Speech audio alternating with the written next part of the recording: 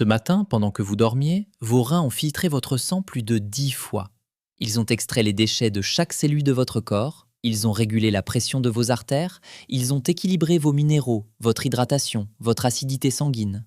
Et ils ont fait tout cela en silence, sans vous déranger, comme ils le font chaque nuit depuis 60 ans. Mais ce matin, ils vous ont peut-être envoyé des signaux subtils, discrets, que vous avez peut-être ignorés en pensant que c'était normal, en pensant que c'était l'âge, que ça allait passer. Ce que vous êtes sur le point d'apprendre dans les 20 prochaines minutes pourrait être l'une des informations médicales les plus importantes que vous receviez cette année. Parce que les maladies rénales sont les maladies les plus silencieuses du corps humain.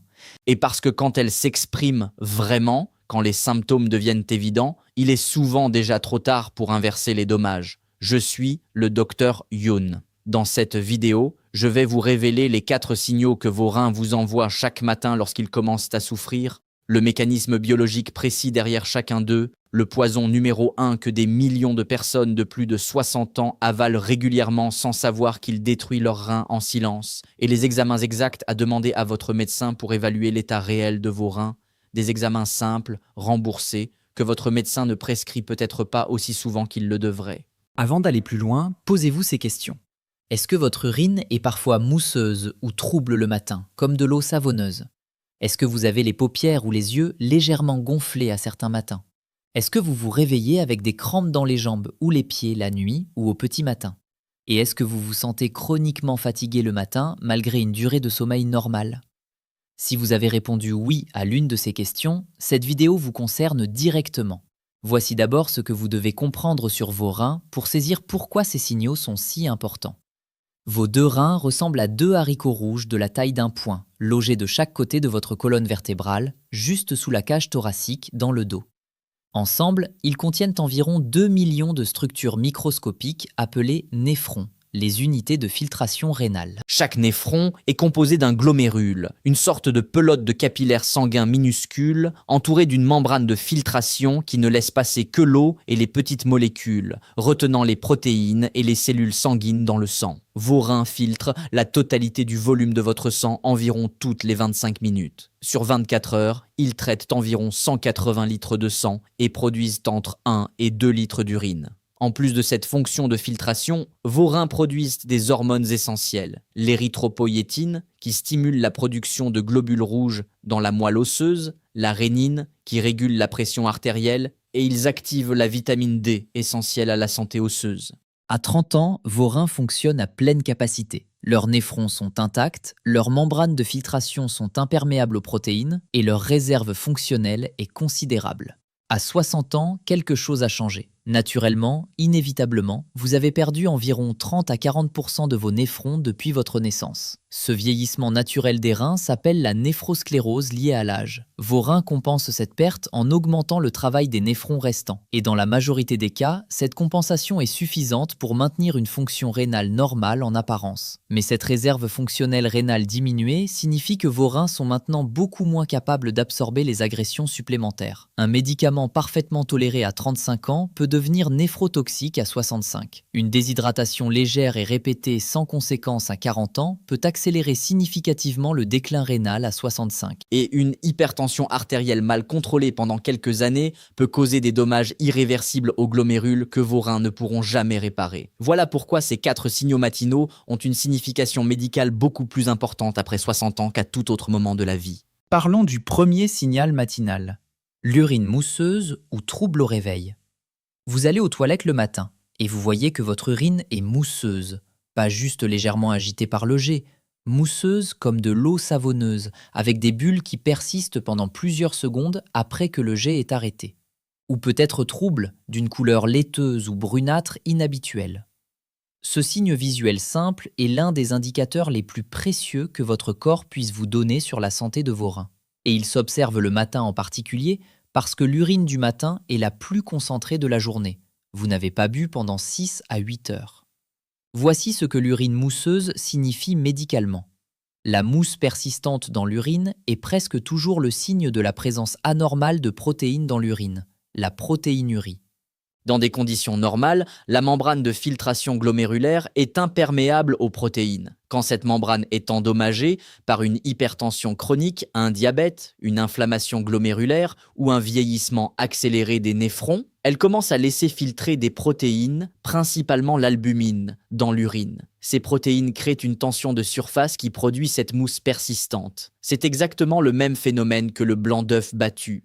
Une méta-analyse publiée dans le Journal of the American Society of Nephrology, portant sur plus de 100 000 adultes, a montré que la protéinurie, même à des niveaux faibles, est un prédicteur indépendant puissant de la progression vers l'insuffisance rénale chronique et d'une augmentation significative du risque cardiovasculaire. Si vous observez régulièrement de la mousse persistante dans votre urine le matin, pas une fois après une nuit de déshydratation, mais régulièrement, consultez votre médecin et demandez une bandelette urinaire et un dosage de la microalbuminurie sur urine du matin. Ces deux examens simples peuvent détecter une protéinurie à un stade où une intervention précoce peut encore ralentir la progression.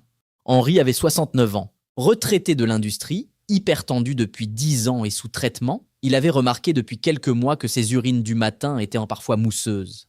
Il avait attribué ça à un manque d'hydratation. Un matin, sa fille infirmière, qui était en visite, a insisté pour qu'il en parle à son médecin. Le médecin a prescrit une bandelette urinaire. Protéines 3 croix sur 4. Une analyse confirmait une microalbuminurie à 280 mg par gramme de créatinine, largement au-dessus du seuil pathologique de 30. Un bilan rénal complet a suivi. Débit de filtration glomérulaire à 42 ml par minute, insuffisance rénale chronique stade 3A, sans aucun symptôme en dehors de cette mousse matinale que tout le monde autour de lui avait attribuée à un manque d'hydratation. Sans l'observation de sa fille, Henri ne savait pas qu'il avait une maladie rénale déjà installée depuis probablement plusieurs années. La mousse dans vos urines du matin n'est pas normale, regardez. Le deuxième signal matinal est le gonflement des paupières et du visage au réveil. Vous vous levez, vous allez dans la salle de bain et vos paupières semblent plus lourdes qu'habituellement. Votre visage semble légèrement bouffi, vos yeux semblent plus petits que d'habitude. Peut-être que vous avez aussi les mains légèrement gonflées, vos bagues passent difficilement le matin. La plupart des gens se disent qu'ils ont mal dormi ou mangé trop salé. Mais voici ce que vous devez savoir. Sur l'œdème périorbital, ce gonflement spécifique autour des yeux et des paupières au réveil, est l'un des signes les plus classiques d'une fuite de protéines dans les urines de cause rénale. Et il apparaît le matin en particulier parce que la nuit, en position allongée, le liquide qui s'accumule dans les tissus se redistribue vers le visage, alors que le jour, debout, ce même liquide descend vers les jambes et les chevilles. Voici le mécanisme biologique. Les protéines dans le sang, et particulièrement l'albumine, exercent une pression oncotique. C'est la force qui maintient le liquide dans les vaisseaux sanguins. Quand les reins perdent des protéines dans les urines à cause d'une membrane glomérulaire endommagée, le taux d'albumine dans le sang diminue. La pression oncotique chute. L'eau qui était retenue dans les vaisseaux fuit vers les tissus. Et vous vous retrouvez avec des œdèmes, d'abord au visage le matin, puis aux chevilles et aux jambes en fin de journée. Un gonflement des paupières présent régulièrement le matin, associé à des urines mousseuses, est un duo de symptômes que tout médecin doit traiter comme une urgence diagnostique rénale. Le troisième signal matinal est le plus sous-estimé des 4. Les crampes nocturnes et matinales dans les jambes et les pieds. La grande majorité des personnes qui souffrent de crampes la nuit pensent à un manque de magnésium. Elles prennent du magnésium. Et les crampes continuent. Voici ce qu'elles ne savent pas. Les crampes musculaires nocturnes et matinales sont l'un des symptômes les plus classiques de l'insuffisance rénale chronique et leur mécanisme n'a rien à voir avec le magnésium. Vos reins régulent en permanence l'équilibre de 4 minéraux essentiels au bon fonctionnement musculaire. Le sodium, le potassium, le calcium et le phosphore. Quand les reins commencent à défaillir, cet équilibre se dérègle. Le phosphore s'accumule dans le sang parce que les reins ne l'éliminent plus aussi efficacement. Le calcium chute en parallèle parce que les reins activent la vitamine D nécessaire à l'absorption intestinale du calcium. Et cette activation est compromise dans l'insuffisance rénale. Ces déséquilibres créent exactement les conditions qui provoquent des crampes musculaires sévères, particulièrement la nuit et au lever. Une prise de sang simple mesure ces électrolytes. Si vous avez des crampes nocturnes ou matinales chroniques depuis plusieurs semaines, plusieurs fois par semaine, demandez à votre médecin un ionogramme sanguin complet incluant le sodium, le potassium, le calcium, le phosphore, associé à une créatinine et un débit de filtration glomérulaire. Monique avait 66 ans. Depuis un an, elle se réveillait 2 à 3 fois par semaine avec des crampes violentes dans les mollets ou les pieds. Elle avait essayé 4 marques différentes de magnésium, des compléments de potassium, des étirements avant le coucher. Rien ne changeait durablement. Son médecin lui avait dit que les crampes nocturnes étaient fréquentes avec l'âge. Lors d'un bilan de routine prescrit pour une autre raison, j'ai regardé son phosphore, 1,62 millimoles par litre, au-dessus de la norme haute de 1,45. Sa créatinine était à 115 micromoles par litre. Son DFG calculé, 48 millilitres par minute.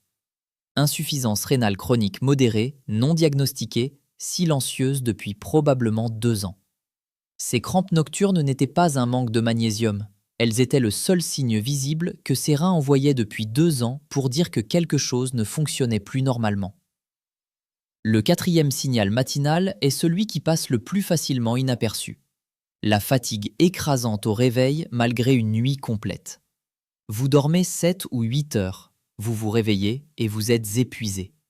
Pas une légère somnolence matinale, une fatigue profonde, pesante, qui vous donne envie de vous recoucher immédiatement. Une fatigue qui ne s'améliore pas après le café du matin. Une fatigue qui vous suit tout au long de la journée. Vous attribuez ça au stress, à l'âge, à une mauvaise nuit. Mais voici ce que très peu de personnes savent.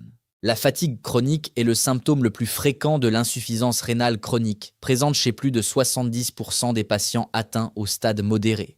Et elle a une cause biologique précise que vos analyses habituelles ne cherchent pas toujours. Vos reins produisent une hormone appelée érythropoïétine, l'EPO. Cette hormone commande à votre moelle osseuse de produire des globules rouges. Ces globules rouges transportent l'oxygène de vos poumons vers chaque cellule de votre corps. Quand vos reins commencent à défaillir, ils produisent moins d'érythropoïétine. Votre moelle osseuse produit alors moins de globules rouges. Et vous développez une anémie qui prive vos tissus d'oxygène. Cette anémie d'origine rénale s'installe progressivement sur des mois ou des années, de sorte que votre corps s'adapte graduellement sans ressentir un choc brutal. Mais la conséquence est cette fatigue chronique inexpliquée, cet essoufflement à l'effort qui augmente progressivement, cette diminution de votre capacité physique et cognitive que vous attribuez au vieillissement normal. Fernand avait 73 ans. Depuis 2 ans, il se levait épuisé. Il avait arrêté la marche quotidienne qu'il faisait depuis des décennies parce qu'il n'avait plus l'énergie. Il s'endormait devant la télévision dès le début de soirée. Sa femme lui disait qu'il vieillissait vite, lui pensait que c'était normal à son âge. Il vivait avec une hémoglobine à 8,4 grammes par décilitre, largement en dessous du seuil normal de 12 à 13 grammes chez l'homme adulte, causé par une insuffisance rénale chronique stade 3B avec un DFG à 36 millilitres par minute. 2 ans de fatigue profonde, 2 ans de vie réduite, 2 ans d'isolement progressif, tout cela aurait pu être détecté et pris en charge lors d'une simple prise de sang que personne n'avait pensé à prescrire complètement. Depuis la mise en place d'un traitement par érythropoïétine recombinante et d'une prise en charge néphrologiste adaptée, Fernand a retrouvé une énergie qu'il pensait avoir perdue définitivement. Il marche à nouveau 40 minutes par jour. Il ne s'endort plus devant la télévision. Il dit que c'est comme si quelqu'un avait rallumé une lumière à l'intérieur de lui. Cette lumière était là. Elle attendait juste que quelqu'un cherche pourquoi elle s'était éteinte. Parlons maintenant du poison numéro 1 qui détruit les reins après 60 ans. Celui que des millions de personnes avalent régulièrement, souvent seules, sans ordonnance, en pensant qu'il est parfaitement sans danger parce qu'il est en vente libre. L'ibuprofène. Et plus largement, toute la famille des anti-inflammatoires non stéroïdiens, le kétoprophène, le diclofénac, le naproxène, l'aspirine à dose anti-inflammatoire. Ces médicaments sont en vente libre dans toutes les pharmacies françaises. Ils soulagent efficacement les douleurs articulaires, les maux de tête, les douleurs lombaires, les poussées d'arthrose, des problèmes extrêmement fréquents après 60 ans. Et c'est précisément pour cette raison qu'ils sont si dangereux pour cette tranche d'âge. Parce que ceux qui en ont le plus besoin pour soulager leurs douleurs quotidiennes sont aussi ceux dont les reins sont les plus vulnérables à leurs effets toxiques. Voici le mécanisme. Les anti-inflammatoires non stéroïdiens bloquent la production de prostaglandines, des molécules qui jouent un rôle crucial dans la régulation du flux sanguin vers les reins. Dans des conditions normales, les prostaglandines maintiennent les artérioles rénales dilatées pour garantir une irrigation suffisante des néphrons. Quand vous prenez un anti-inflammatoire, vous bloquez cette régulation. Les artérioles rénales se contractent, le flux sanguin vers les reins diminue, la filtration glomérulaire chute. Chez un rein de 65 ans qui a déjà perdu 40% de ses néphrons et dont la réserve fonctionnelle est limitée, Cette diminution peut provoquer une insuffisance rénale aiguë superposée à une insuffisance rénale chronique préexistante, ce que les néphrologues appellent une poussée aiguë sur chronique, et certaines de ces poussées aiguës ne récupèrent jamais complètement. Des données publiées dans le British Journal of General Practice ont montré que les adultes de plus de 65 ans qui prennent des anti-inflammatoires en automédication régulièrement ont un risque 2 fois plus élevé d'hospitalisation pour insuffisance rénale aiguë que ceux qui n'en prennent pas. Ce que vous devez retenir est simple. Après 60 ans, l'ibuprofène et tous les anti-inflammatoires non stéroïdiens ne sont plus des médicaments anodins à prendre seuls quand vous avez mal. Pour la douleur ponctuelle, le paracétamol, à doses adaptées et en respectant les contre-indications hépatiques, est beaucoup plus sûr pour vos reins. D'autres substances courantes agissent comme des poisons rénaux silencieux après 60 ans. Certains antibiotiques de la famille des aminoglycosides. Certains produits de contraste utilisés pour les scanners et les IRM avec injection si votre fonction rénale n'est pas vérifiée avant l'examen.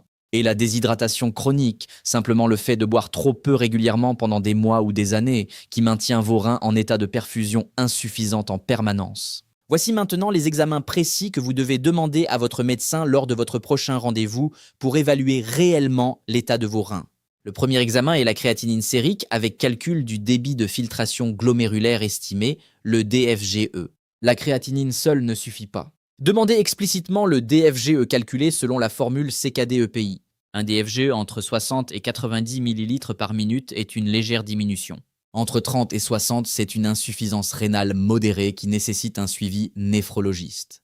En dessous de 30, c'est sévère. Le deuxième examen est la microalbuminurie sur échantillon d'urine du matin, le rapport albumine-créatinine urinaire. Un résultat supérieur à 30 mg par gramme de créatinine urinaire est pathologique et nécessite une investigation.